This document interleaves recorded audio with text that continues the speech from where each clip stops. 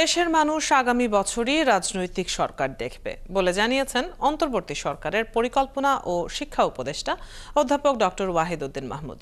সকালে রাজধানীর গুলশানে বাংলাদেশ উন্নয়ন গবেষণা প্রতিষ্ঠান বিআইডিএস আয়োজিত 3 দিনব্যাপী এবিসিডি সম্মেলনের প্রথম সেশনে অংশ নিয়ে তিনি একথা জানান।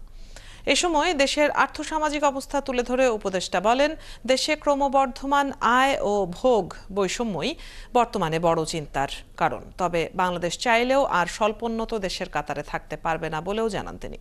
বলেন, জাতিসংঘের মূল্যায়নে দুবারই উতরানোর পর উন্নয়নশীল দেশের চূড়ান্ত স্বীকৃতি নিতেই হবে।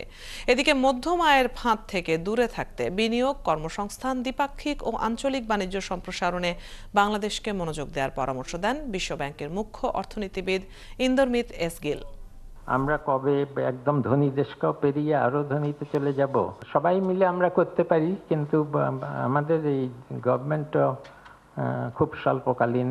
আগামী বছরই আমরা একটা রাজনৈতিকভাবে নির্বাচিত সরকার দেখব।